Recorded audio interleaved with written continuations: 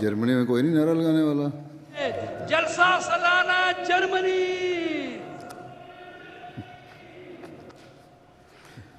السلام علیکم ورحمۃ اللہ وبرکاتہ. اشہد ان لا الہ الا اللہ وحدہ لا شریک لہ واشہد ان محمدا عبدہ ورسولہ. اما بعد فاعوذ باللہ من الشیطان الرجیم. بسم اللہ الرحمن الرحیم. الحمد للہ رب العالمین الرحمن الرحیم مالک یوم الدین. إياك نعبد وإياك نستعين. اهدنا الصراط المستقيم صراط الذين أنعمت عليهم غير المغضوب عليهم ولا الضالين. گزشتہ سال کرونا وائرس کی وبا کی وجہ سے حکومت کی طرف سے جو پابندیاں تھیں، اس وجہ سے جرمنی میں اور دنیا کے بہت سے ممالک میں جلسہ سالانہ منعقد نہیں ہو سکا. اللہ تعالیٰ کا شکر ہے کہ یہ پابندیاں آہستہ آہستہ نرم ہو رہی ہیں، اور اس لیے جماعت جرمنی کو بھی جلسہ سالانہ منعقد کرنے کی توفیق مل رہی ہے. گو اس جلسے کی وسعت اتنی تو نہیں ہے جتنی عمومی طور پر جلسے کی ہوا کرتی ہے، لیکن پھر بھی اس سے کچھ حد تک روحانی پیاس بجھانے کے سامان ہوں گے. جیسا کہ ہم جانتے ہیں اور بار بار سنتے ہیں کہ جلسہ سالانہ کا مقصد روحانیت میں ترقی کرنا اور اس کے لیے کوشش کرنا ہے، اپنی اصلاح کے لیے اور اپنے اندر پاک تبدیلیاں پیدا کرنے کے لیے ایک جگہ جمع ہونا ہے، روحانی ماحول میں رہتے ہوئے تقویٰ میں ترقی کرنا ہے. اگر یہ نہیں تو جلسے کا انعقاد بے مقصد ہے. انسان کو یاد دہانی کی ضرورت پڑتی ہے، اور ہر سال کے جلسے کے انعقاد اور 3 دن ایک دینی اور روحانی ماحول میں گزارنے سے اپنے بھائیوں بہنوں کو ملنے اور ان کی نیک باتوں سے ان کے ساتھ نیک باتوں کا تبادلہ کرنے سے دینی اور روحانی جلا پیدا ہوتی ہے. میں امید رکھتا ہوں کہ اس سال کا جلسہ جو صرف 2 دن کے لیے تھا، ان باتوں کو سامنے رکھتے ہوئے یہ 2 دن آپ نے گزارے ہوں گے. اگر میری یہ امید سچ ثابت ہوئی تو یقیناً ہم نے اس مقصد کو پا لیا جو جلسہ سالانہ کے انعقاد کا مقصد ہے۔ جلسہ سالانہ میں شامل ہونے والا ہر جرمن احمدی، چاہے اس نے جلسہ گاہ میں آ کر جلسہ سنا یا گھر میں بیٹھ کے جلسہ سنا، اس نے اپنے لیے 1 سال کا روحانی معاہدہ جمع کر لیا۔ اب اس کی جگالی کرنا اور اسے اپنی زندگی کا حصہ بنانا ہر احمدی کا کام ہے۔ بس ہر ایک کو اس بات کو سامنے رکھتے ہوئے اپنی زندگی گزارنے کی کوشش کرنی چاہیے، ورنہ ہم نہیں کہہ سکتے کہ جس تقویٰ اور پاک تبدیلی کے حصول کے لیے ہم جلسے میں شامل ہوئے تھے، اس کے حصول کی ہم کوشش کر رہے ہیں۔ آج میں بھی تقویٰ کے حوالے سے چند باتیں کروں گا تاکہ جب آپ یہاں سے جائیں تو تقویٰ کی اہمیت ذہنوں میں قائم رہے۔ تقویٰ کیا ہے؟ اس کا ذکر بے شمار جگہ اللہ تعالیٰ نے قرآن کریم میں فرمایا ہے۔ بس اگر ہم اللہ تعالیٰ کے ارشاد کے مطابق اس کی روح کو سمجھ لیں تو پھر ہم اللہ تعالیٰ کا قرب پانے والے بن جائیں گے اور ہماری دنیا و آخرت سنورنے کے سامان ہو جائیں گے۔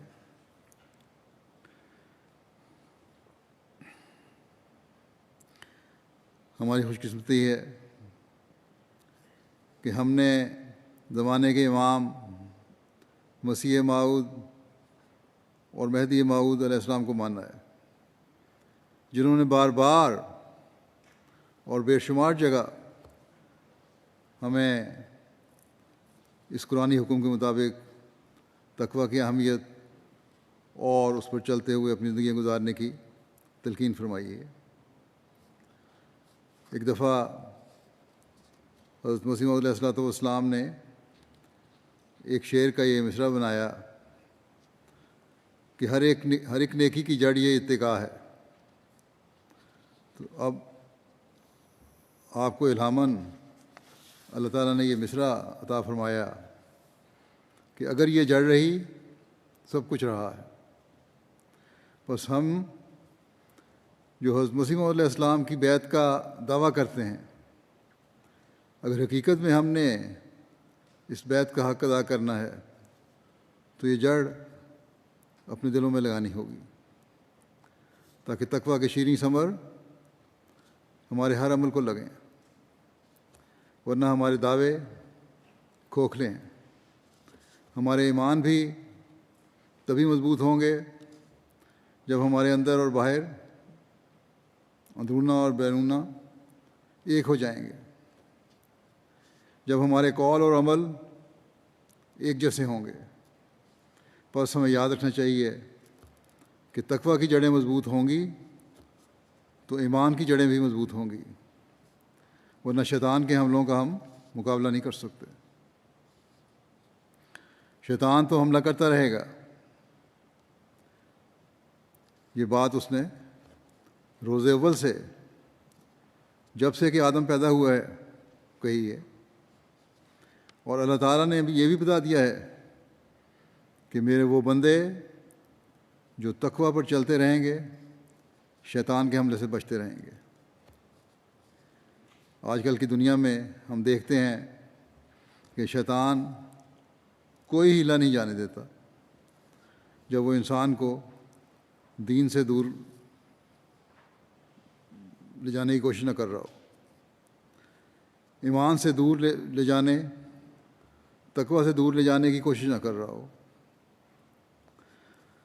بس اس حقیقت کو ہر ایک کو سمجھنے کی ضرورت ہے کہ تقویٰ کیا چیز ہے اور کس طرح ہم نے شیطان کے حملوں سے بچ کر رہنا ہے، اپنے دین اور ایمان اور تقویٰ کی حفاظت کرنی ہے۔ جیسا کہ میں نے کہا، حضرت مسیح موعود علیہ السلام نے بار بار اس طرف ہمیں توجہ دلائی ہے اور اسی بارے میں اللہ تعالیٰ نے بے شمار جگہ قرآن کریم میں بھی فرمایا ہے کہ تقویٰ کیا چیز ہے اور تم نے کس طرح اس پر چلنا ہے، وہ کون سے ذرائع ہیں جن سے تم تقویٰ پر چل سکتے ہو۔ اس بارے میں جو خاص طور پر زور دے کر قرآن کریم کی روشنی میں، حکم کی روشنی میں حضرت مسیح علیہ السلام نے بتایا ہے، وہ یہ ہے کہ تم اللہ تعالیٰ کی عبادت کا حق ادا کرو، کیونکہ یہی انسان کی پیدائش کا مقصد ہے اور یہی تمہیں تقویٰ میں بڑھانے والی چیز ہے، بشرطے کہ عبادت کا حق ادا کرتے ہوئے عبادت کی جائے، نہ یہ کہ صرف سر سے بھار اتارنے کے لیے نمازیں ادا کی جائیں۔ اور جو انسان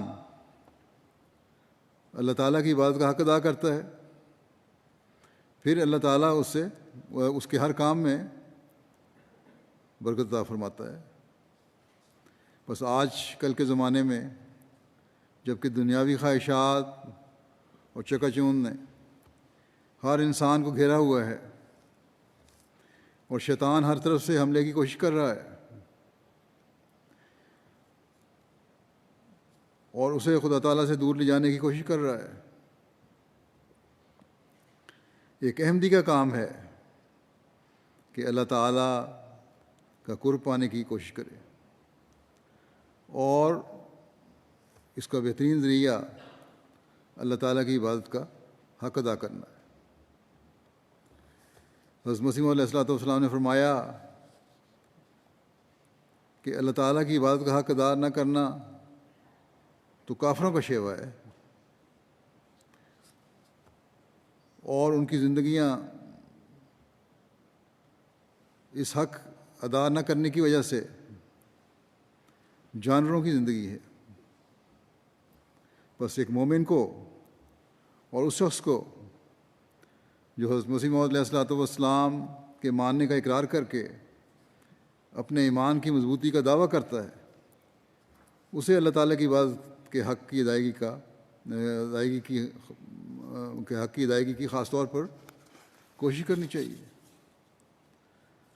حضرت اقدس مسیح موعود علیہ السلام فرماتے ہیں سورہ عصر میں، اللہ تعالیٰ نے کفار اور مومنوں کی زندگی کے نمونے بتائے ہیں۔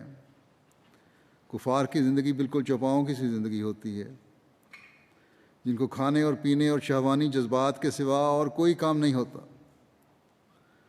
یاکلون کما تاکل الانعام،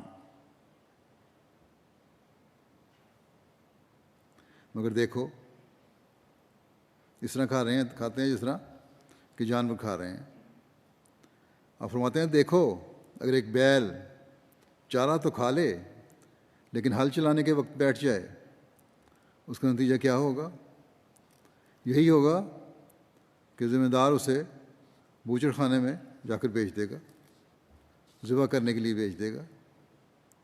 اسی طرح ان لوگوں کی نسبت جو خدا تعالیٰ کے احکام کی پیروی یا پرواہ نہیں کرتے اور اپنی زندگی فسق و فجور میں گزارتے ہیں، فرماتا ہے قل ما یابو بکم ربی لولا دعاؤکم،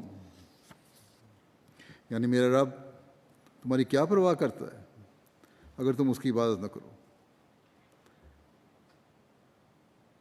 فرمایا کہ یہ امر بحضور دل یاد رکھنا چاہیے، خاص طور پر یاد رکھو، اس کو دل میں بٹھا لو کہ خدا تعالیٰ کی عبادت کے لیے محبت کی ضرورت ہے، اور محبت دو قسم کی ہوتی ہے، ایک محبت تو ذاتی ہوتی ہے اور ایک اغراض سے وابستہ ہوتی ہے، یعنی اس کا باعث صرف چند عارضی باتیں ہوتی ہیں جن کے دور ہوتے ہی وہ محبت سرد ہو جاتی ہے، سرد ہو کر رنج و غم کا باعث ہو جاتی ہے۔ مگر ذاتی محبت سچی راحت پیدا کرتی ہے، چونکہ انسان فطرتاً خدا ہی کے لیے پیدا ہوا ہے، جیسا کہ فرمایا ما خلقت الجن والانس الا لیعبدون، اس لیے اللہ تعالیٰ نے اس کی فطرت ہی میں اپنے لیے کچھ نہ کچھ رکھا ہوا ہے، اور مخفی اسباب سے اسے اپنے لیے بنایا ہے۔ اس سے معلوم ہوتا ہے کہ خدا تعالیٰ نے تمہاری پیدائش کی اصلی غرض یہ رکھی ہے کہ تم اللہ تعالیٰ کی عبادت کرو، مگر جو لوگ اپنی اس اصلی اور فطری غرض کو چھوڑ کر حیوانوں کی طرح زندگی کی غرض صرف کھانا پینا اور سو رہنا سمجھتے ہیں، وہ خدا تعالیٰ کے فضل سے دور جا پڑتے ہیں۔ ان کو خدا تعالیٰ کا فضل نہیں ملتا، اور خدا تعالیٰ کی ذمہ داری ان کے لیے نہیں رہتی۔ وہ زندگی جو ذمہ داری کی ہے یہی ہے کہ ما خلقت الجن والانس الا لیعبدون، پر ایمان لا کر زندگی کا پہلو بدل لے۔ فرمایا موت کا اعتبار نہیں ہے۔ سعدی کا ایک شعر ہے، بڑا سچا شعر، فرمایا کہ مکن تکیا بر عمر ناپائیدار، مباش امن از بازی روزگار۔ ناپائیدار عمر پر بھروسہ نہ کر، اپنے آپ کو زمانے کی چالوں سے محفوظ نہ سمجھ۔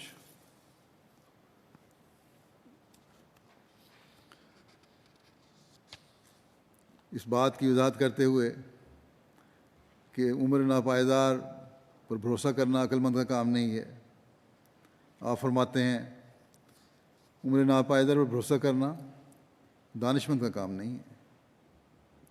موت یوں ہی آ کر لتاڑ جاتی ہے اور انسان کو پتہ بھی نہیں لگتا، جبکہ انسان اس طرح پر موت کے پنجے میں گرفتار ہے۔ پھر اس کی زندگی کا خدا تعالیٰ کے سوا کون ذمہ دار ہو سکتا ہے؟ اگر زندگی خدا کے لیے ہو تو اس کی حفاظت کرے گا۔ بخاری میں ایک حدیث ہے کہ جو شخص خدا تعالیٰ سے محبت کا رابطہ پیدا کر لیتا ہے، خدا تعالیٰ اس کے اعضاء ہو جاتا ہے۔ ایک دوسری روایت میں ہے کہ اس کی دوستی یہاں تک ہوتی ہے کہ میں اس کے ہاتھ پاؤں وغیرہ حتیٰ کہ اس کی زبان ہو جاتا ہوں جس سے وہ بولتا ہے۔ فرمایا اصل بات یہ ہے کہ جب انسان جذبات نفس سے پاک ہو جاتا ہے اور نفسانیت چھوڑ کر خدا کے ارادوں کے اندر چلا جاتا ہے، اس کا کوئی فعل ناجائز نہیں ہوتا، بلکہ ہر ایک فعل خدا کے منشا کے موافق ہوتا ہے۔ اس سے بھی بڑھ کر یہ کہ خدا تعالیٰ اسے اپنا فعل ہی قرار دیتا ہے، یعنی کہ انسان کے کام خدا تعالیٰ فرماتا ہے کہ میرے متقی کا کام جو ہے وہ ایسا ہی ہے جس طرح اللہ تعالیٰ کا اپنا فعل ہے۔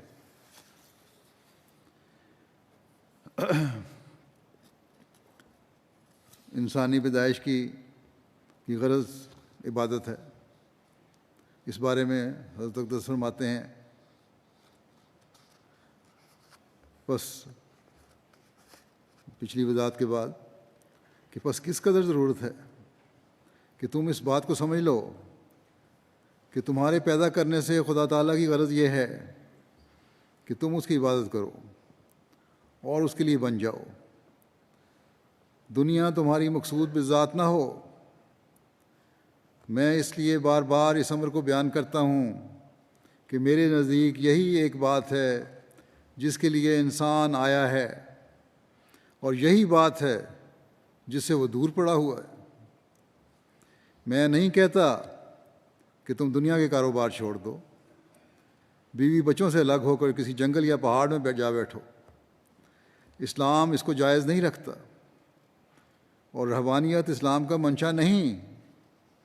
اسلام تو انسان کو چست اور ہوشیار اور مستعد بنانا چاہتا ہے۔ اس لیے میں تو کہتا ہوں کہ تم اپنے کاروبار کو جد و جہد سے کرو۔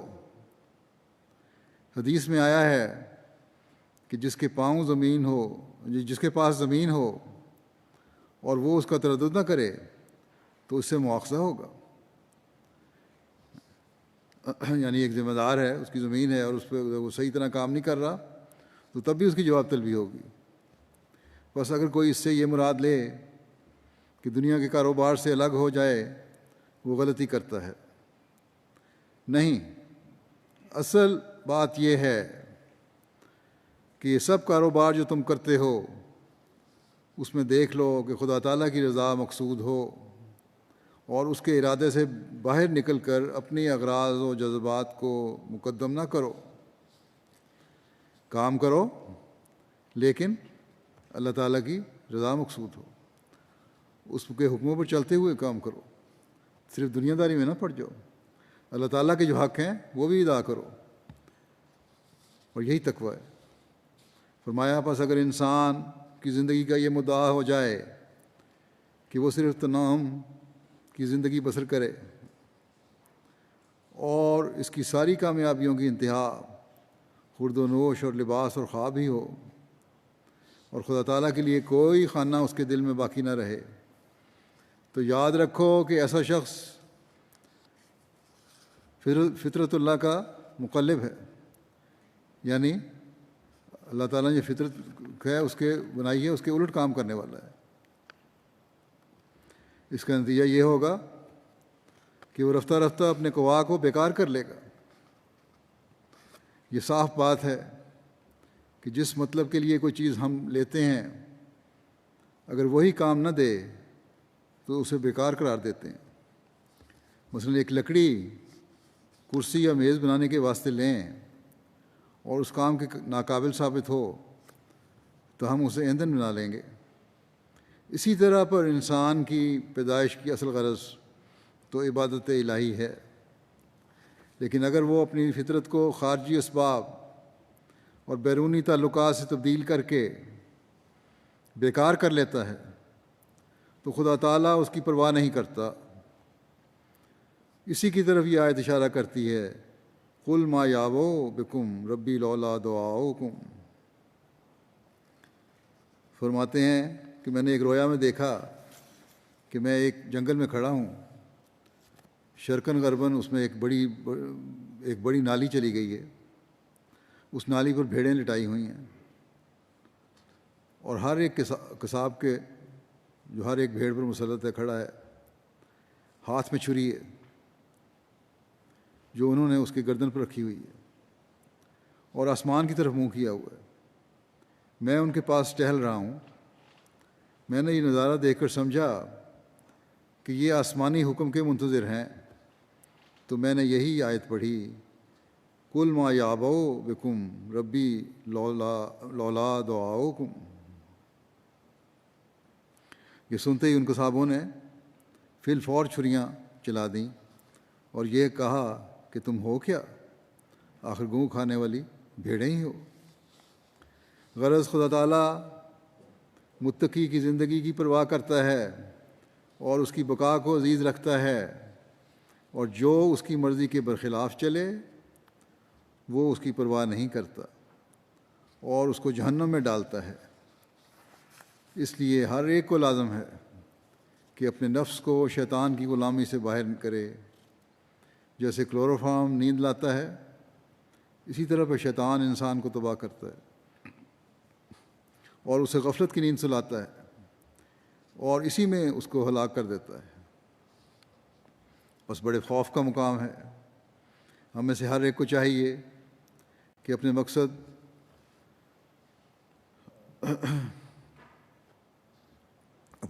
پیدائش کو سمجھیں اور اس کو سمجھ کر اللہ تعالیٰ کا حق ادا کرنے کی کوشش کریں، اپنی عبادتوں کو سنواریں۔ یہاں یورپ کی آسائشوں یا ترقی یافتہ ملکوں کی آسائشوں میں جو آسائشیں ہیں، ہمیں ہمارے مقصد پیدائش سے غافل نہ کریں۔ اگر خدا نخواستہ ایسا ہے تو پھر ہم نے اپنی بیعت کا حق ادا نہیں کیا۔ بس پہلی اور بنیادی چیز تو یہ ہے کہ ہم اپنے پیدا کرنے والے خدا کا حق ادا کریں اور اس کی عبادت کا حق ادا کرتے ہوئے اپنی دنیا و آخرت کو سنوارنے والے بنیں۔ پھر اس کے بعد اللہ تعالیٰ کے باقی احکامات ہیں، ان پر بھی چلنے کی کوشش کریں۔ اصل میں تو اس عبادت کی حقیقت کو انسان سمجھ لے تو باقی فرائض تو خود ہی ادا کرنے والا بن جائے گا وہ۔ تاہم تقویٰ کے حصول کے لیے بعض اور باتوں کا بھی میں ذکر کرتا ہوں جو حضرت مسیح علیہ الصلوۃ والسلام نے بیان فرمائے ہیں۔ اس بات کی وضاحت فرماتے ہوئے کہ متقی کون ہے، آپ فرماتے ہیں کہ در حقیقت متقیوں کے واسطے بڑے بڑے وعدے ہیں، اور اس سے بڑھ کر کیا ہوگا کہ اللہ تعالیٰ متقیوں کا ولی ہوتا ہے۔ آپ نے فرمایا اللہ تعالیٰ متقیوں کا ایک نشان بتاتا ہے، ان اللہ مع الذین اتقوا، خدا ان کے ساتھ ہوتا ہے، یعنی ان کی نصرت کرتا ہے جو متقی ہوتے ہیں۔ اللہ تعالیٰ کی معیت کا ثبوت اس کی نصرت سے ہی ملتا ہے۔ فرمایا یاد رکھو اللہ تعالیٰ کی نصرت کبھی بھی ناپاکوں اور فاسقوں کو نہیں مل سکتی، اس کا انحصار تقوی ہی پر ہے۔ خدا کی اعانت متقی ہی کے لیے ہے۔ پھر ایک اور راہ ہے کہ انسان مشکلات اور مصائب میں مبتلا ہوتا ہے اور حاجات مختلف رکھتا ہے، ان کے حل اور روا ہونے کے لیے بھی تقوی ہی کو اصول قرار دیا جائے۔ معاش کی تنگی اور دوسری تنگیوں سے راہ نجات تقوی ہی ہے۔ فرمایا یعنی حضرت فرماتے ہیں کہ اللہ تعالیٰ نے فرمایا کہ من یتق اللہ یجعل لہ مخرجا ویرزقہ من حیث لا یحتسب۔ خدا متقی کے لیے ہر مشکل میں ایک مخرج پیدا کر دیتا ہے اور اس کو غیب سے اسے مخلصی پانے کے اسباب میں پہنچا دیتا ہے۔ اس کو ایسے طور سے رزق دیتا ہے کہ اس کو پتہ بھی نہ لگے۔ فرمایا کہ اب غور کر کے دیکھ لو کہ انسان اس دنیا میں چاہتا کیا ہے۔ انسان کی بڑی سے بڑی خواہش دنیا میں یہی ہے کہ اس کو سکھ اور آرام ملے، اور اس کے لیے اللہ تعالیٰ نے ایک ہی راہ مقرر کی ہے جو تقویٰ کی راہ کہلاتی ہے، اور دوسرے لفظوں میں اس کو قرآن کریم کی راہ کہتے ہیں، اور یہی اس کا نام اور یا اس کا نام صراط مستقیم رکھتے ہیں۔ فرمایا کوئی یہ نہ کہے کہ کفار کے پاس بھی مال و دولت اور املاک ہوتے ہیں، بلکہ زیادہ ہوتے ہیں، اور وہ اپنی عیش و عشرت میں منہمک اور مست رہتے ہیں۔ فرمایا میں تمہیں سچ کہتا ہوں کہ وہ دنیا کی آنکھ میں بلکہ ذلیل دنیا داروں اور ظاہر پرستوں کی آنکھ میں خوش معلوم دیتے ہیں، مگر در حقیقت وہ ایک جلن اور دکھ میں مبتلا ہوتے ہیں۔ تم نے ان کی صورت کو دیکھا ہے، مگر میں ایسے لوگوں کے قلب پر نگاہ رکھتا ہوں۔ اور باقی انسان جب غور کرے اور دیکھے بعض ایسے لوگوں کو ملے تو پتہ لگتا ہے کہ دولت نے ان کو سکون نہیں دیا، بلکہ دولت نے ان کے اندر ایک اور آگ لگائی ہوئی ہے، اور کوئی سکون دل ان کو حاصل نہیں ہے۔ فرمایا کہ میں ان کے قلب پر نگاہ رکھتا ہوں، وہ ایک سعیر اور سلاسل اور اغلال میں جڑے ہوئے ہیں، ایک آگ میں جکڑے ہوئے ہیں، بیڑیوں زنجیروں میں جکڑے ہوئے ہیں، توق ان کی گردنوں میں پڑے ہوئے ہیں۔ فرمایا وہ ایک سعیر اور سلاسل اور اغلال میں جکڑے ہوئے ہیں۔ فرماتے ہیں کہ اللہ تعالیٰ نے جیسے فرمایا کہ انا اعتدنا للکافرین سلاسل و اغلالا و سعیرا، انا اعتدنا للکافرین سلاسل و اغلالا و سعیرا۔ وہ نیکی کی طرف آ ہی نہیں سکتے، وہ ایسے اغلال ہیں کہ خدا کی طرف ان اغلال کی وجہ سے ایسے دبے پڑے ہیں کہ حیوانوں اور بہائم سے بھی بدتر ہو جاتے ہیں۔ ان کی آنکھ ہر وقت دنیا ہی کی طرف لگی رہتی ہے اور زمین کی طرف جھکتے جاتے ہیں، پھر اندر ہی اندر ایک سوزش اور جلن بھی لگی ہوئی ہوتی ہے۔ اگر مال میں کمی ہو جائے یا حسب مراد تدبیر میں کامیابی نہ ہو تو کڑتے اور جلتے ہیں، یہاں تک کہ بعض اوقات سودائی اور پاگل ہو جاتے ہیں یا عدالتوں میں مارے مارے پھرتے ہیں۔ یہ کوئی پرانی باتیں نہیں ہیں، آج بھی اس طرح ہو رہا ہے۔ جب دیوالیہ ہوتے ہیں لوگ دولت مند تو پاگل خانے بھی پہنچ جاتے ہیں۔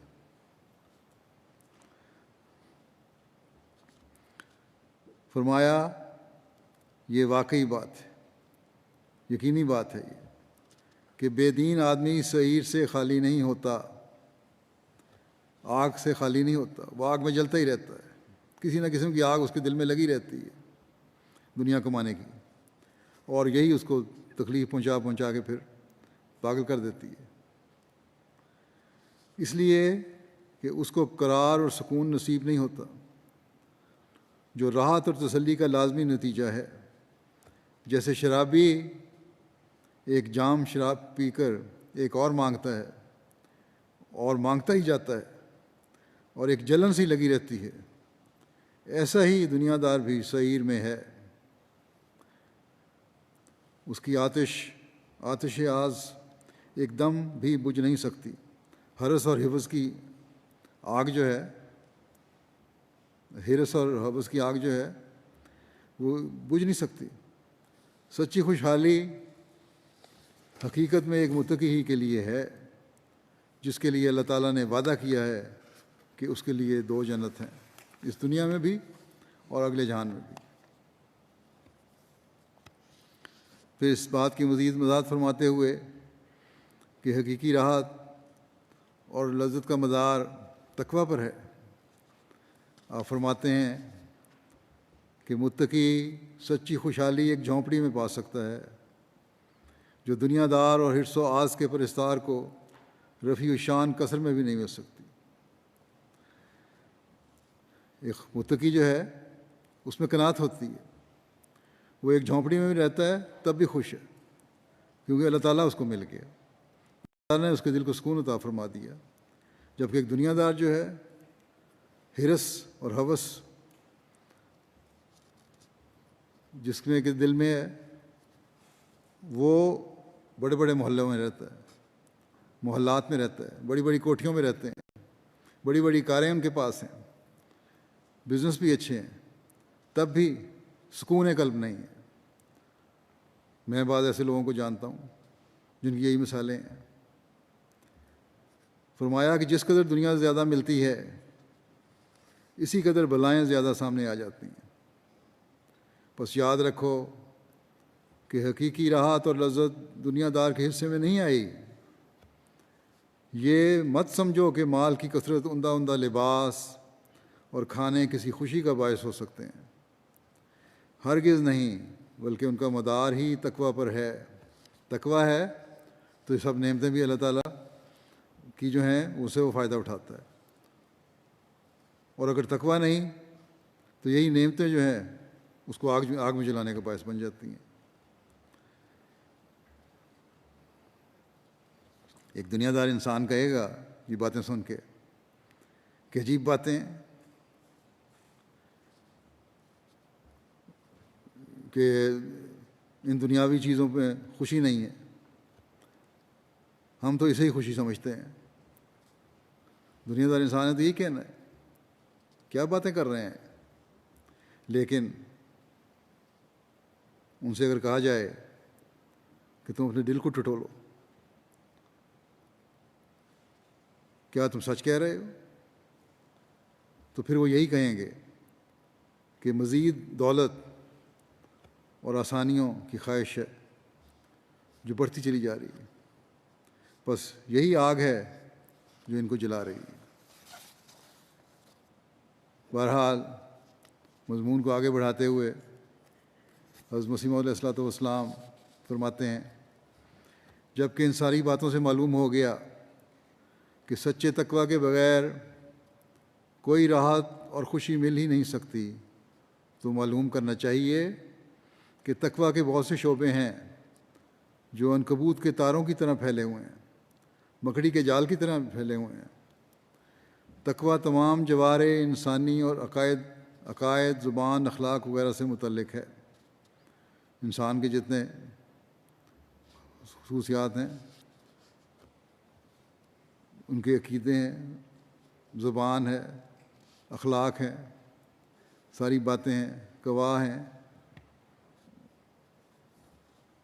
اس سب سے متعلق تقویٰ کا حکم ہے۔ ان سب کو تقویٰ کے مطابق چلانا ہے۔ فرمایا کہ نازک ترین معاملہ زبان سے ہے۔ زبان کوئی تقویٰ نہ ہو تو بڑی نازک معاملہ ہے یہ۔ بسا اوقات تقویٰ کو دور کر کے ایک بات کہتا ہے اور دل میں خوش ہو جاتا ہے کہ میں نے یوں کہا اور ایسا کہا، حالانکہ وہ بات بری ہوتی ہے۔ حضرت مسلم علیہ السلام فرماتے ہیں کہ مجھے اس پر ایک نقل یاد آئی کہ ایک بزرگ کی کسی دنیا دار نے دعوت کی۔ جب وہ بزرگ کھانا کھانے کی تشریف لے گئے تو اس متکبر دنیا دار نے اپنے نوکر کو کہا کہ فلاں تھال لانا جو ہم پہلے حج میں لائے تھے، اور پھر کہا دوسرا تھال بھی لانا جو دوسرے حج میں لائے تھے، اور پھر کہا کہ تیسرے حج والا بھی لیتے آنا۔ ان بزرگ نے فرمایا اس نام نہاد حاجی کو کہ تو بہت ہی قابل رحم ہے، ان 3 فکروں میں تو نے اپنے 3 ہی حجوں کا ستیہ ناش کر دیا۔ دکھاوا اور دنیا داری تھی، تیرا یہ حج دنیا داری اور دکھاوے کے لیے، تیرا مطلب اس سے صرف یہ تھا کہ تو اس امر کا اظہار کرے کہ تو نے 3 حج کیے ہیں۔ اس لیے خدا نے فرمایا کہ زبان جو ہے بڑی سوچ سمجھ کر استعمال کرنی چاہیے، اور عقل کا استعمال بھی سے عقل کرے انسان، پھر اس کو بعد ساتھ زبان کو چلائے۔ آپ فرماتے ہیں اس لیے خدا تعالیٰ نے تعلیم دی ہے کہ زبان کو سنبھال کر رکھا جائے اور بے معنی، بیہودہ، بے موقع، غیر ضروری باتوں سے اعتراض کیا جائے۔ فرمایا دیکھو اللہ تعالیٰ نے ایاک نعبدو کی تعلیم دی ہے۔ اب ممکن تھا کہ انسان اپنی قوت پر بھروسہ کر لیتا اور خدا سے دور ہو جاتا، اس لیے ساتھ ہی ایاک نستعین کی تعلیم دے دی کہ یہ مت سمجھو کہ یہ عبادت جو میں کرتا ہوں اپنی قوت اور طاقت سے کرتا ہوں، ہرگز نہیں، بلکہ اللہ تعالیٰ کی استعانت جب تک نہ ہو اور خود وہ پاک ذات جب تک توفیق اور طاقت نہ دے کچھ بھی نہیں ہو سکتا۔ اور پھر ایاک فرمایا کہ اور پھر ایاک اعبدو یا ایاک استعین نہیں کہا، اس لیے کہ اس میں نفس کے تقدم کی بو آتی تھی، اس میں آ جاتی ہے، اور فرمایا کہ یہ تقویٰ کے خلاف ہے۔ تقویٰ والا کل انسانوں کو لیتا ہے، جو تقویٰ پر چلنے والا ہے وہ نیکیوں کی دلی دعا بھی کرتا ہے تو کل انسانوں کو اپنے ساتھ ملاتا ہے۔ فرمایا کہ زبان سے ہی انسان تقویٰ سے دور چلا جاتا ہے، زبان سے تکبر کر لیتا ہے، اور زبان سے ہی فرعونی صفات آ جاتی ہیں، اور اسی زبان کی وجہ سے پوشیدہ اعمال کو ریاکاری سے بدل لیتا ہے، اور زبان کا زیاں بہت جلد پیدا ہوتا ہے۔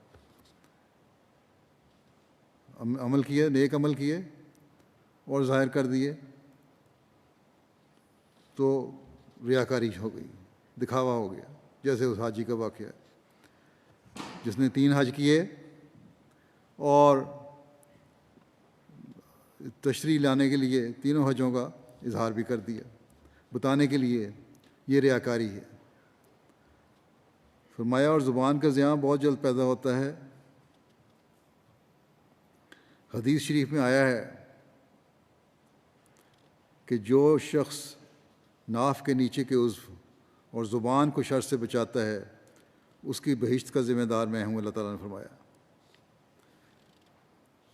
حرام خوری، فرماتے ہیں حرام خوری اس قدر نقصان نہیں پہنچاتی جیسے قول زور، جھوٹ جتنا نقصان پہنچاتا ہے حرام خوری اتنا نقصان نہیں پہنچاتی، لیکن فرمایا اس کی وضاحت کر دی ساتھ ہی کہ اس سے یہ نہ کوئی سمجھ بیٹھے کہ حرام خوری اچھی چیز ہے. یہ سخت غلطی ہے اگر کوئی ایسا سمجھے. فرمایا کہ میرا مطلب یہ ہے کہ ایک شخص جو اضطراراً سور کھا لے تو یہ امر دیگر ہے. قرآن شریف نے بھی اجازت دے دی ہے کہ مجبوری کی حالت میں مر رہا ہے بھوکا تو سور بھی کھا لیتا ہے تو کوئی بات نہیں ہے، یہ اور بات ہے، اجازت ہے اس کی. لیکن اگر وہ اپنی زبان سے خنزیر کا فتویٰ دے دے تو وہ اسلام سے دور نکل جاتا ہے. لیکن یہ اگر فتویٰ دے دے زبان سے کہ سور کھانا جائز ہے، کوئی حرام نہیں ہے، تو وہ اسلام سے دور نکل جاتا ہے. یہ مراد ہے جو حضرت فرماتے ہیں میری کہ عمل ایک کیا مجبوری میں، وہ تو مجبوری تھی، لیکن فتویٰ جو دے دیتے ہو وہ تمہیں اسلام سے دور لے جاتی ہے، جو اسلام کی تعلیم کے خلاف ہے. فرمایا اللہ تعالیٰ کے حرام کو حلال ٹھہراتا ہے. اللہ تعالیٰ نے جس چیز کو حرام کر دیا تم اس کو حلال کس طرح ٹھہرا سکتے ہو؟ اس لیے تم اسلام سے دور نکل گئے. غرض اس سے معلوم ہوا کہ زبان کا زیان خطرناک ہے، اس لیے متقی اپنی زبان کو بہت ہی قابو میں رکھتا ہے. اس کے منہ سے کوئی ایسی بات نہیں نکلتی جو تقویٰ کے خلاف ہو. بس تم اپنی زبان پر حکومت کرو، نہ یہ کہ زبانیں تم پر حکومت کریں اور اناپ شناپ بولتے رہو. بس یہ ہے وہ معیار جو ہمیں اپنانے کی کوشش کرنی چاہیے. اپنے روزمرہ کے معاملات میں ہم کیا کرتے ہیں یہ ہمیں دیکھنے کی ضرورت ہے. ہمارے بولنا، ہماری باتیں کرنا، ہمارے ایک دوسرے سے تبادلہ خیال کرنا، ہمارے ایک دوسرے سے کسی کاروبار میں یا کسی بھی وجہ سے جو انٹریکشن ہے، بات چیت ہے، اس کو ہم کس طرح کر رہے ہیں. اگر ہماری زبانوں کے غلط استعمال ہیں تو ہم اسلام کی تعلیم سے دور جا رہے ہیں، تقویٰ سے دور جا رہے ہیں. اللہ تعالیٰ کے حق ادا کرنے کے ساتھ ساتھ ہم نے یہ بھی دیکھنا ہے کہ ہم ایک دوسرے کے کیا اور کس حد تک حق ادا کر رہے ہیں. عبادت کا حق ادا کر رہے ہیں تو ساتھ دوسرے حقوق بھی دیکھنے ہوں گے. ایک دوسرے کے ساتھ ہمارا سلوک کیسا ہے، تبھی تقویٰ کی صحیح راہوں کا بھی پتہ چلتا ہے. ہم نے دیکھنا ہے کہ آپس میں کس حد تک ہم محبت اور پیار سے رہ رہے ہیں، تکبر سے بچنے کی ہم کس حد تک کوشش کر رہے ہیں، عاجزی کی راہوں کو ہم کس حد تک اپنا رہے ہیں، اپنے عہدوں کو کس حد تک پورا کرنے کی کوشش کر رہے ہیں، سچائی کے قیام کے لیے ہم کیا کوشش کر رہے ہیں. کیونکہ سچائی کا قیام ہی ہے جو ہمیں شرک سے بھی پاک کرتا ہے.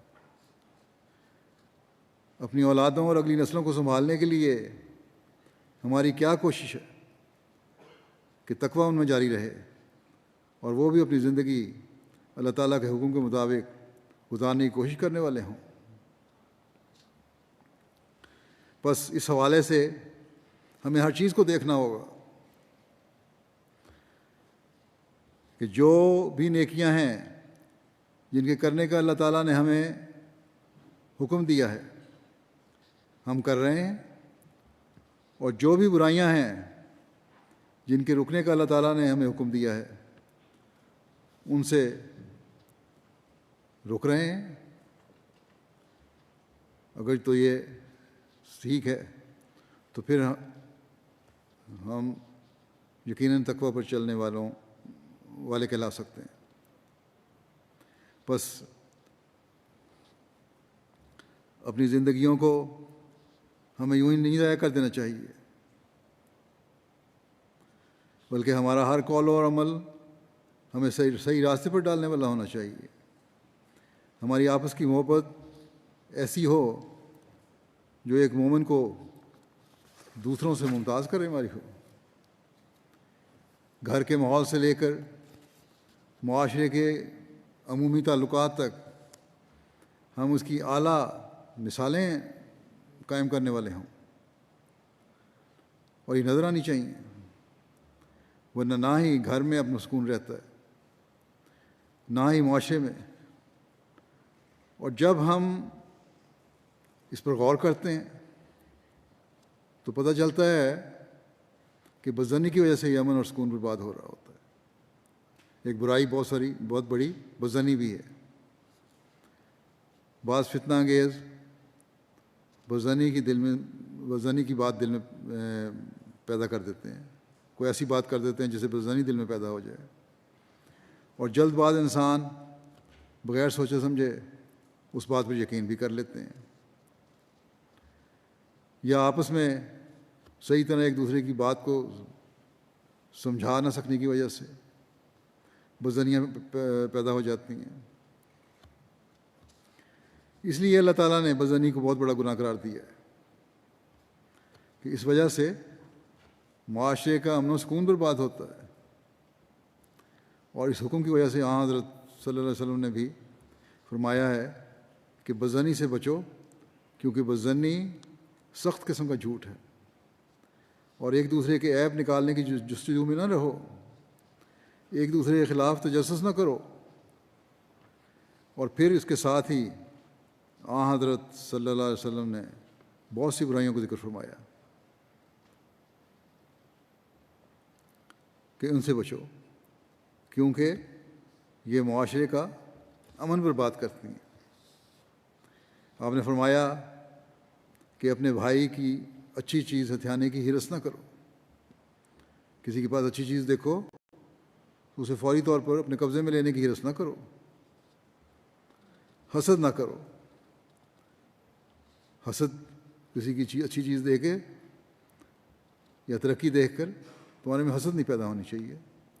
مسابقت کی روح بشک ہو، آگے بڑھنے کی روح بشک ہو، لیکن حسد کرتے ہوئے اس کو نقصان پہنچانے کی کوشش کرتے ہو پھر تم. اس لیے حسد نہ کرو. آپس میں دشمنی نہ رکھو. دشمنیاں بھی بدظنیوں کی وجہ سے عموماً پیدا ہوتی ہیں. جائزہ لے لیں تو ایک دوسرے سے بے رخی نہ برتو. آپ نے فرمایا ایک دوسرے سے بے رخی نہ برتو، اور اللہ تعالیٰ کے حکم کے مطابق اللہ تعالیٰ کے بندے اور بھائی بن کر رہو. اللہ تعالیٰ کے بندے بننے کا مطلب کیا ہے؟ اس کا مطلب ہی یہی ہے کہ حقیقی عباد الرحمن بنو. اور عباد الرحمن تو وہی ہو سکتا ہے کہ جو اللہ تعالیٰ کا بھی حق ادا کرنے والا ہو اور اس کے حکموں پر چلتے ہوئے مخلوق کا بھی حق ادا کرنے والا ہو. بس جب انسان اللہ تعالیٰ کا بندہ بننے کی کوشش کرے گا تو اس سے برائیاں سرزد ہو ہی نہیں سکتی. آپ صلی اللہ علیہ وسلم نے فرمایا کہ مسلمان کا بھائی ہے، اس پر ظلم نہیں کرتا، اسے رسوا نہیں کرتا، اسے حقیر نہیں جانتا. اپنے سینے کی طرف اشارہ کرتے ہوئے آپ نے فرمایا تقویٰ یہاں ہے. ایک تو اس کا یہی مطلب ہے کہ حقیقی تقویٰ حضرت صلی اللہ علیہ وسلم کے مطہر دل میں ہی ہے سب سے بڑھ کے.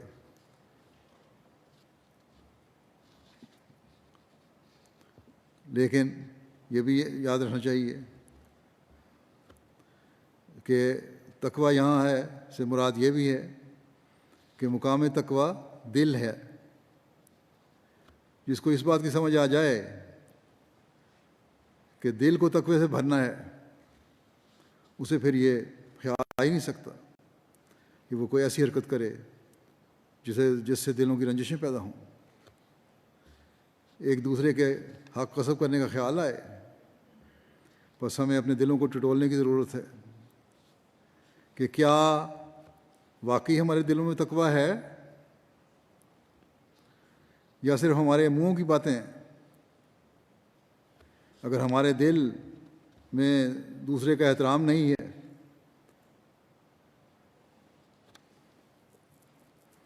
اس کا حق ادا کرنے کا جذبہ نہیں ہے، تو ہمارے دل تقویٰ سے خالی ہیں.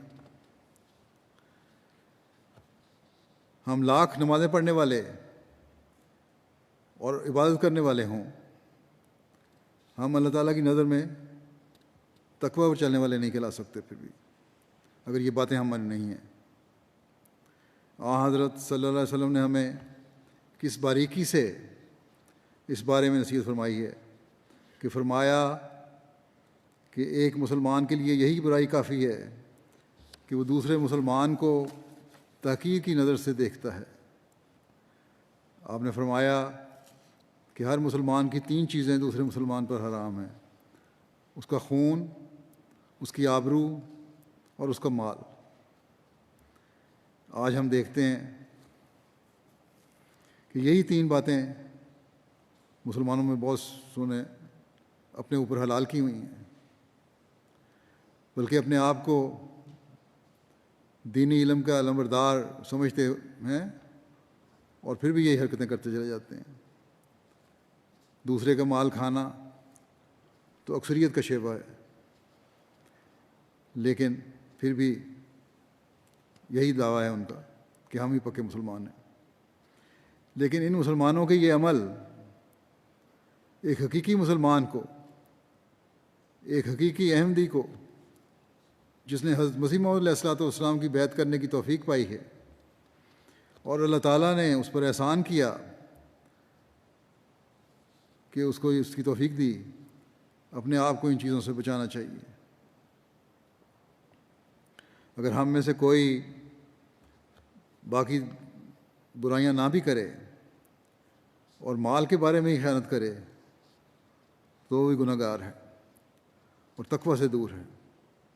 بس بہت خوف کا مقام ہے، زندگی میں ہر قدم پھونک پھونک کر اٹھانے کی ضرورت ہے،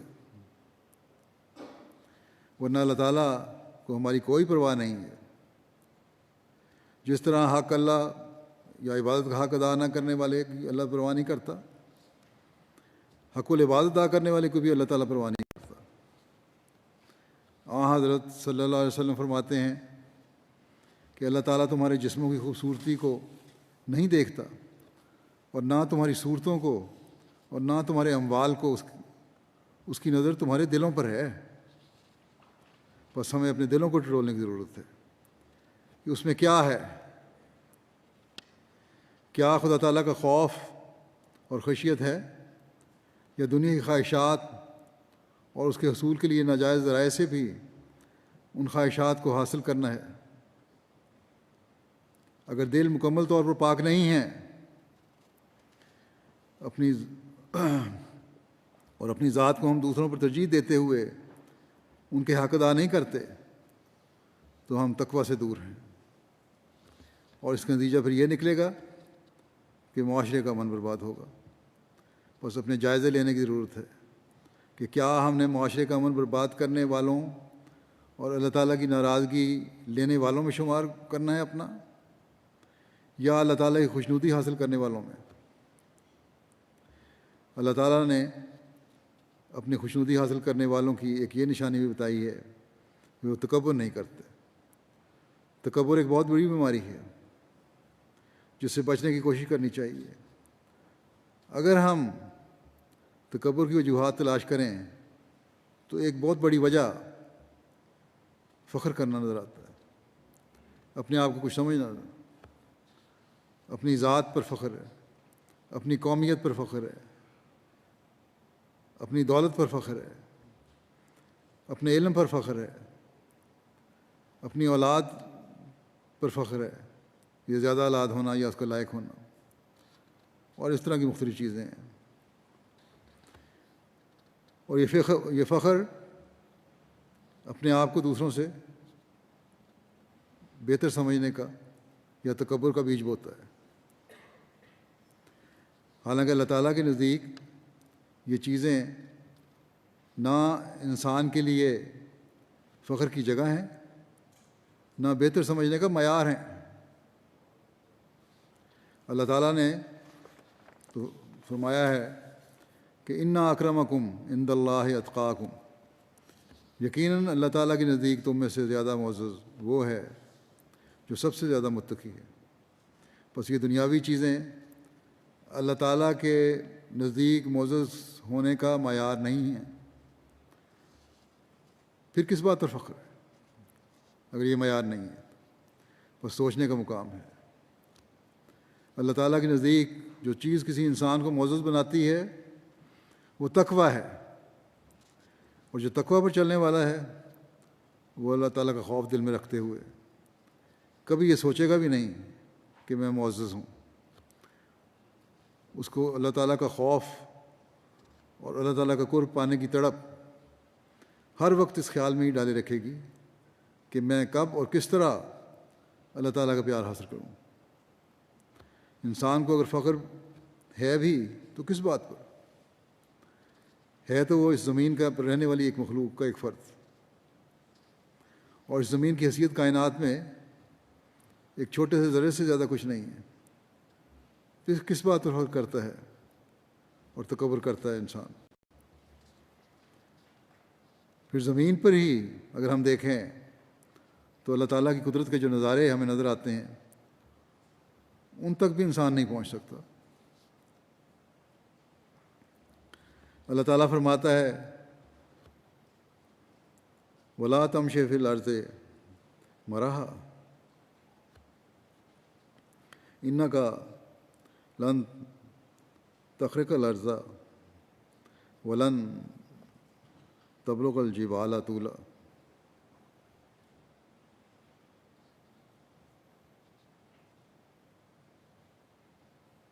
اور زمین میں اکڑ کر نہ چل تو یقیناً زمین کو پھاڑ نہیں سکتا، اور نہ قیامت میں پہاڑوں کی اور نہ قامت میں پہاڑوں کی بلندی تک پہنچ سکتا ہے. آسمانی آفات جب آتی ہیں تو کیا انسان اس کا مقابلہ کر سکتا ہے؟ تکبر کرنے والے لوگ بھی بچوں کی طرح بلبلا رہے ہوتے ہیں اس وقت تکلیفیں جب پہنچتی ہیں ان کو. گزشتہ دنوں بارشوں نے ہی جرمنی کے بعض علاقوں میں تباہی مچا دی تھی. بڑے بڑے قد کاٹ کے لوگ، ان کو میں نے دیکھا ہے ٹی وی پہ آتے تھے، جو یہ سمجھتے ہیں کہ ہم بڑے آرام سے رہ رہے ہیں اور ہمیں کوئی چیز نقصان نہیں پہنچا سکتی. انہیں اللہ تعالیٰ نے بتا دیا کہ اصل ذات میری ہے. وہی لوگ جو لوگوں کو کھانا کھلانے کا ذریعہ بن رہے تھے خود لائن میں لگے ایک روٹی اور ایک ٹکڑے کے لیے بھیک مانگ رہے تھے. تو تکبر کس بات کا ہے؟ بس اللہ تعالیٰ نے بتا دیا کہ تمہارے اندر کوئی بڑائی نہیں ہے.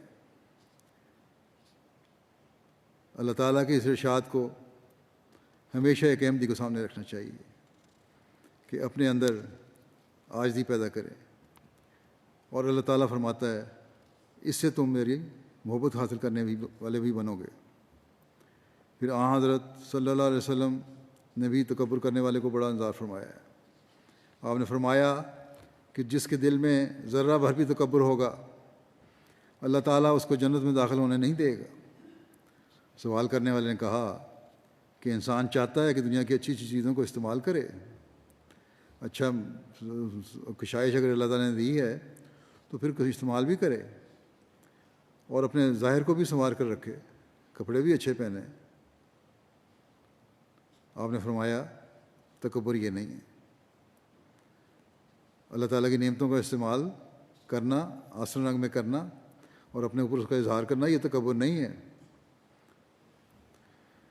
اللہ فرمایا کہ اللہ تعالیٰ تو خود خوبصورت ہے اور خوبصورت چیزوں کو پسند کرتا ہے، صفائی ستھرائی حسن کو پسند کرتا ہے. اس لیے ان چیزوں سے تمہیں نہیں روکا جا رہا. یہ نہ سمجھو کہ ان چیزوں سے تمہیں روکا جا رہا ہے، بلکہ تکبر یہ ہے کہ حق کا انکار کرو. سچی بات ہے اس کا انکار کرو، اپنی انا اور ضدوں میں پڑ جاؤ، یا اپنی بڑائی تمہارے اندر ہو جس کی وجہ سے ایک ضد پیدا ہو جائے. لوگوں کو ذلیل سمجھو اور ان کو کمتر سمجھ کر حقارت کی نظر سے دیکھو، ان سے بری طرح پیش آؤ. اس بارے میں یہ تکبر ہے، یہ چیز تمہاری نہیں ہوتی. اس بارے میں حضرت مسیح موعود علیہ الصلوۃ والسلام مزید کھول کر بیان فرماتے ہیں. آپ نے فرمایا کہ ایک شخص جو اپنے بھائی کو کہ ایک غلط لفظ کی تکبر کے ساتھ تصحیح کرتا ہے اس نے بھی تکبر سے حصہ لیا. اب ایک چھوٹی سی بات ہے کہ کسی لفظ کی کسی فقرے کی تصحیح کر دی، لیکن اگر اس تصحیح میں اس کو ٹھیک کرنے میں تکبر کی بو ہے تو وہ متکبر کہلائے گا، اپنی بڑائی کی بو ہے تو وہ متکبر کہلائے گا۔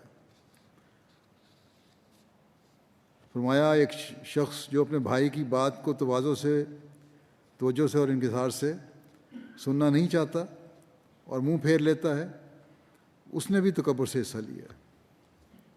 غور سے بات نہیں سنتے تب بھی تکبر ہے۔ بس یہ ہے باریکی تکبر کی۔ بس اپنے ہر عمل کو ہمیں بہت باریکی سے دیکھنے کی ضرورت ہے۔ اگر ہم اس گہرائی میں جا کر اپنی حالتوں کو نہیں دیکھ رہے تو جنت سے دور جا رہے ہیں۔ حضرت صلی اللہ علیہ وسلم کے ارشاد کے مطابق اللہ تعالیٰ کی ناراضگی مول لے رہے ہیں۔ ایک حقیقی مومن وہی ہے جو انتہائی عاجز ہے، اور یہ عاجزی اسے تقوی پر قائم کرتی ہے، اور جن دلوں میں تقوی ہو وہ اپنی اور اپنی نسلوں کی حفاظت کرنے والے ہوتے ہیں، معاشرے کے امن کو قائم کرنے والے ہوتے ہیں۔ میاں بیوی کے تعلقات میں بھی یہی تکبر ہے جو گھروں میں فساد پیدا کرتا ہے۔ خاوند کہتا ہے کہ بیوی نے مجھ سے اس رنگ میں بات کی، اسے ایسی جرأت کس طرح ہوئی کہ میرے سامنے بولے۔ بیوی ہے تو اسے اپنے کسی بات پر یا خاندان پر یا دولت پر فخر ہے، وہ کہیں نہ کہیں جتا دیتی ہے کوئی بات، غرض کہ جب تک عاجزی اور انکساری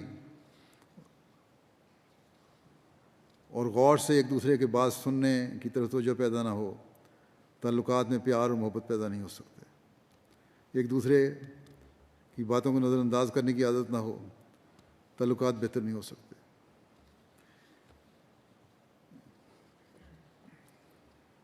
ایک دوسرے کے حقوق کی طرف توجہ تبھی پیدا ہوگی جب عاجزی پیدا ہوگی اور تکبر سے نفرت اور دوری پیدا ہوگی۔ بہرحال اللہ تعالیٰ نے ہمیں ہمارے اخلاق کی بہتری اور ایک دوسرے کے معاشرتی حقوق ادا کرنے کی طرف بہت توجہ دلائی ہے، اور یہ چیز معاشرے کے امن اور سلامتی کی بھی ضمانت ہے۔ اس وقت سب تو بیان نہیں ہو سکتے، میں صرف اس وقت ایک بات اور کہوں گا۔ چند باتیں میں نے بیان کی ہیں، ایک بات اور کہوں گا جس کی طرف اللہ تعالیٰ نے توجہ دلائی ہے، اور وہ ہمارے دین اور ایمان اور اللہ تعالیٰ کی رضا کے حصول کے لیے بہت ضروری ہے، اور وہ ہے اپنے عہدوں کو پورا کرنا۔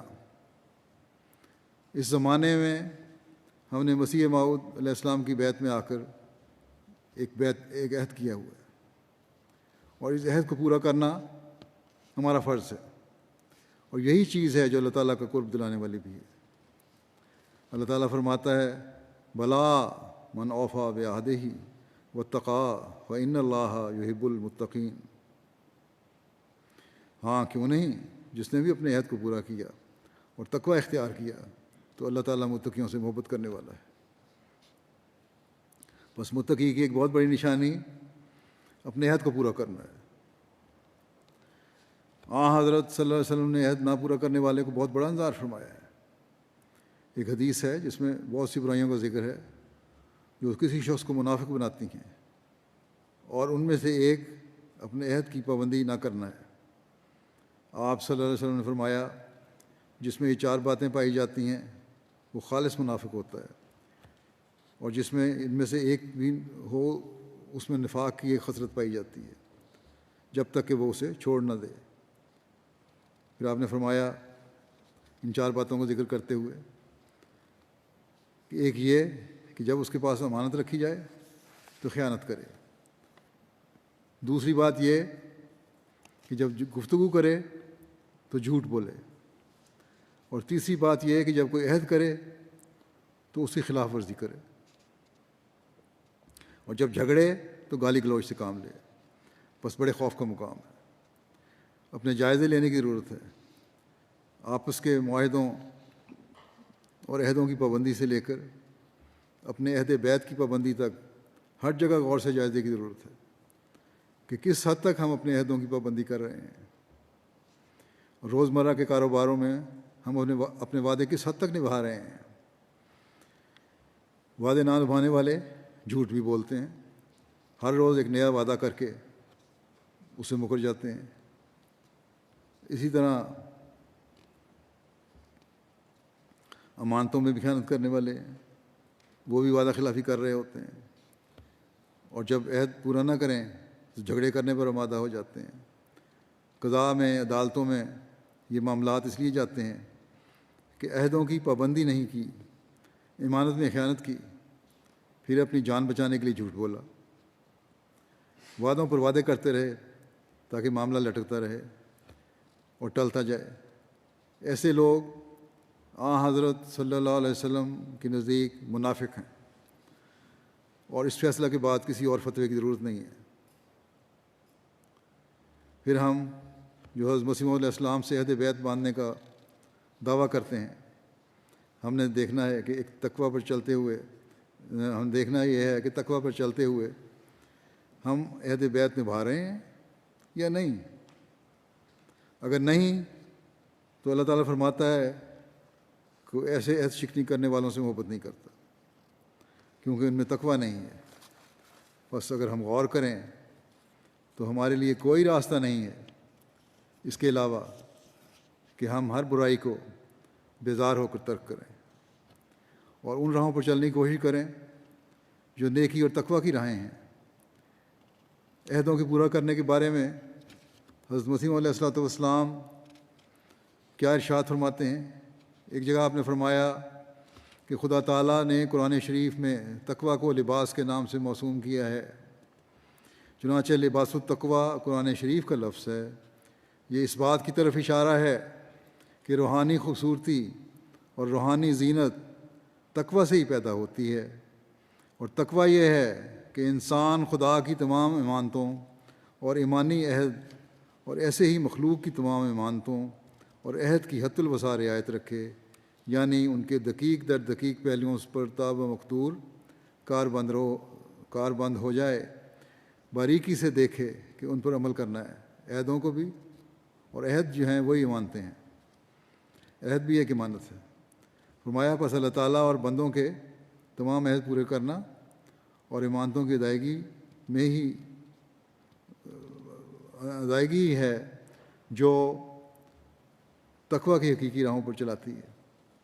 حضرت مسیح علیہ الصلوۃ والسلام ایک جگہ اور فرماتے ہیں، کیا خوش قسمت وہ لوگ ہیں جو اپنے دلوں کو صاف کرتے ہیں اور اپنے دلوں کو ہر ایک آلودگی سے پاک کر لیتے ہیں اور اپنے خدا سے وفاداری کا عہد باندھتے ہیں، کیونکہ وہ ہرگز ضائع نہیں کیے جائیں گے۔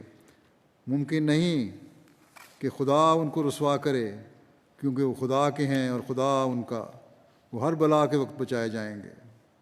بس کتنے خوش قسمت ہیں ہم میں سے وہ لوگ جو اس حقیقت کو سمجھتے ہوئے اپنے دلوں کو پاک کرنے والے ہیں اور اللہ تعالیٰ کی پناہ میں آنے والے ہیں۔ اس زمانے میں ہم نے حضرت مسیح علیہ الصلوۃ والسلام کی بیعت کر کے آپ سے ایک عہد کیا ہوا ہے، اور اصل میں آپ کی بیعت میں آ کر اللہ تعالیٰ سے یہ عہد کیا ہے کہ ہم تیرے بھیجے ہوئے کی بیعت میں آ کر اپنے اندر ایک انقلاب پیدا کرنے کے لیے تیار ہوئے ہیں، اور اس کے لیے ہم ہر قربانی دینے کے لیے تیار ہیں۔ دنیاوی خواہشات اور لالچوں کو چھوڑنے کا ہم عہد کرتے ہیں، اپنے دلوں کو تقویٰ سے بھرنے کا ہم عہد کرتے ہیں۔ بس ہر احمدی کو اس سوچ کے ساتھ اپنے جائزے لینے کی ضرورت ہے، اور جائزہ لینا چاہیے۔ عہد بیعت کوئی معمولی عہد نہیں ہے، اپنے آپ کو بیچنے کا عہد ہے۔ کیا حقیقت میں ہم نے اپنے آپ کو بیچ دیا ہے؟ اگر نہیں تو ہم ابھی تقویٰ کے وہ معیار حاصل نہیں کر سکے جو ایک مومن کے لیے ضروری ہیں۔ اگر ہم نے بیعت کا حق ادا کر دیا تو ایک انقلاب ہم بہت جلد دنیا میں برباد ہوتا دیکھ لیں گے۔ لیکن بعض لوگ اپنی مرضی کی بات نہ ہو تو میں نے دیکھا ہے خلیفہ وقت کی باتوں کو بھی رد کر دیتے ہیں، کجا یہ کہ اپنے عہد بیعت کو پورا کریں۔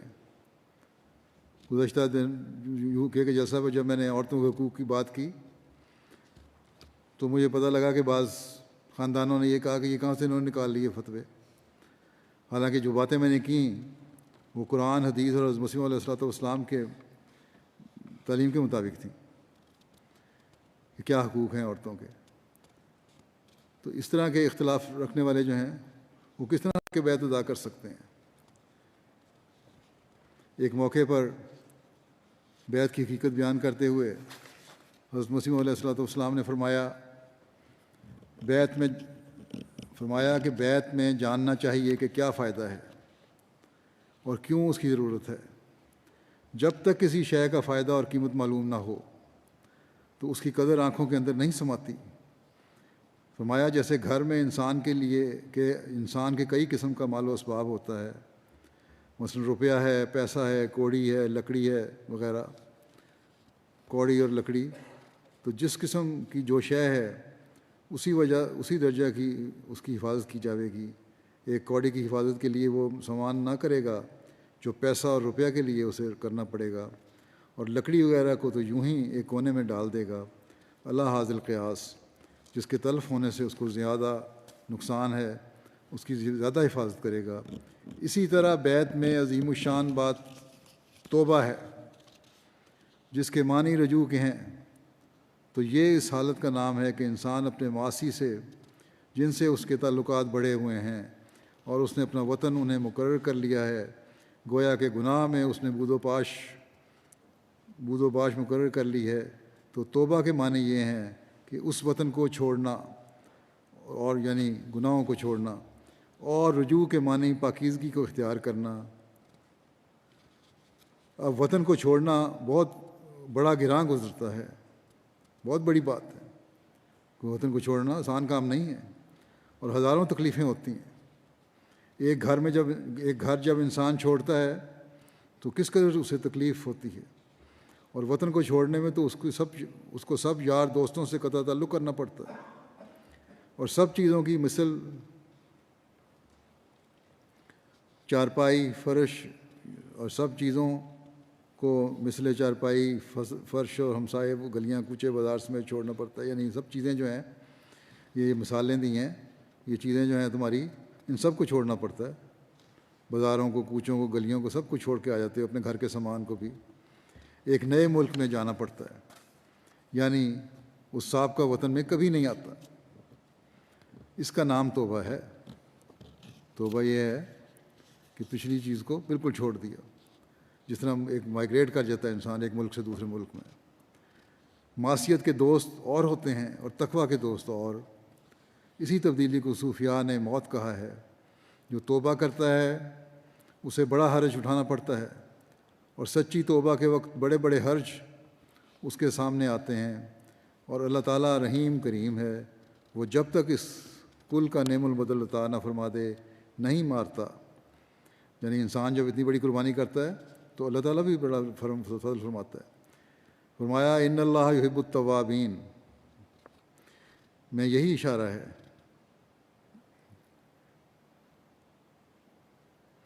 کہ وہ توبہ کر کے غریب بے کس ہو جاتا ہے، اس لیے اللہ تعالیٰ اس سے محبت اور پیار کرتا ہے، اور اسے نیکوں کی جماعت میں داخل کرتا ہے، اور دوسری قومیں خدا کو رحیم خیال نہیں کرتی۔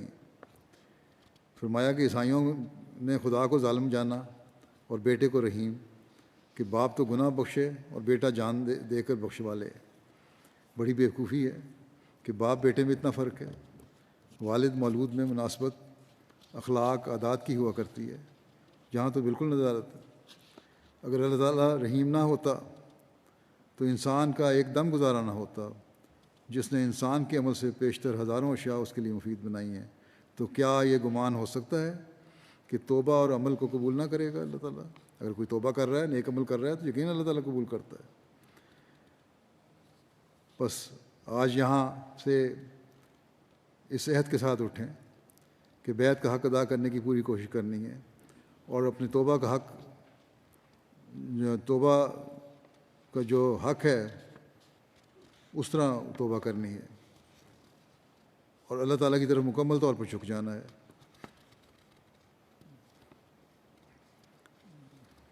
تاکہ ہمارا شمار بھی اللہ تعالیٰ کے محبوں میں ہو۔ آخر میں ایک اور اقتباس حضرت مسیح علیہ الصلوۃ والسلام کو پیش کرتا ہوں۔ آپ ہمارے تقویٰ کا کیا معیار دیکھنا چاہتے ہیں اس بارے میں؟ آپ فرماتے ہیں کہ چاہیے کہ ہر ایک صبح تمہارے لیے گواہی دے کہ تم نے تقویٰ سے رات بسر کی، اور ہر ایک شام تمہارے لیے گواہی دے کہ تم نے ڈرتے ڈرتے دن بسر کیا۔ دنیا کی لعنتوں سے مت ڈرو کہ وہ دھوئیں کی طرح دیکھتے دیکھتے غائب ہو جاتی ہیں، اور وہ دن کو رات نہیں کر سکتی، بلکہ تم خدا کی لعنت سے ڈرو جو آسمان سے نازل ہوتی ہے اور جس پر پڑتی ہے اس کی دونوں جہانوں میں بے خونی کر دیتی ہے۔ تم ریاکاری کے ساتھ اپنے تئیں بچا نہیں سکتے، کیونکہ وہ خدا جو تمہارا خدا ہے اس کی انسان کے پاتال تک نظر ہے۔ کیا تم اس کو دھوکہ دے سکتے ہو؟ بس تم سیدھے ہو جاؤ اور صاف ہو جاؤ اور پاک ہو جاؤ اور کھرے ہو جاؤ۔ اگر ایک ذرہ تیر کی تم میں باقی ہے تو وہ تمہاری ساری روشنی کو دور کر دے گی، اور اگر تمہارے کسی پہلو میں تکبر ہے یا ریا ہے یا خود پسندی ہے یا کسل ہے تو تم ایسی چیز نہیں ہو کہ جو قبول کے لائق ہو۔ ایسا نہ ہو کہ تم صرف چند باتوں کو لے کر اپنے تئیں دھوکہ دو کہ جو کچھ ہم نے کرنا تھا کر لیا، کیونکہ خدا چاہتا ہے کہ تمہاری ہستی پر پورا انقلاب آوے، اور وہ تم سے ایک موت مانگتا ہے جس کے بعد وہ تمہیں زندہ کرے گا۔ تم آپس میں جلد صلح کرو اور اپنے بھائیوں کے گناہ بخشو، کیونکہ شریر ہے وہ انسان کہ جو اپنے بھائی کے ساتھ صلح پر راضی نہیں، وہ کاٹا جائے گا کیونکہ وہ تفرقہ ڈالتا ہے۔ تم اپنی نفسانیت ہر پہلو سے چھوڑ دو اور باہمی ناراضگی جانے دو، اور سچے ہو کر جھوٹے کی طرح تظلل کرو تا تم بخشے جاؤ۔ نفسانیت کی فربہی چھوڑ دو کہ جس دروازے کے لیے تم بلائے گئے ہو اس میں سے ایک فربہ انسان داخل نہیں ہو سکتا۔ کیا ہی بدقسمت ہے وہ شخص جو ان باتوں کو نہیں مانتا جو خدا کے منہ سے نکلیں اور میں نے بیان کی۔ اللہ تعالی ہمیں تقویٰ کے یہ معیار حاصل کرنے کی توفیق عطا فرمائے۔ ہماری باتیں صرف باتیں ہی نہ ہوں، بلکہ دنیا کو نظر آئے کہ جو یہ کہتے ہیں ان کے عمل بھی اس کے مطابق ہے۔ خدا تعالی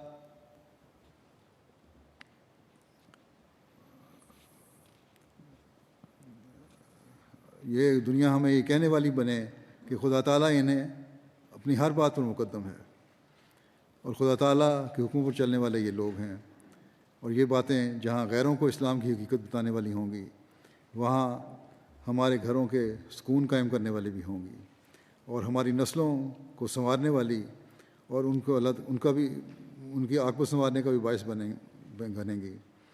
اللہ تعالیٰ ہمیں حضرت مسیح علیہ الصلوۃ والسلام کی خواہشات کے مطابق حقیقی احمدی بننے کی توفیق عطا فرمائے۔ اب دعا کر لیں۔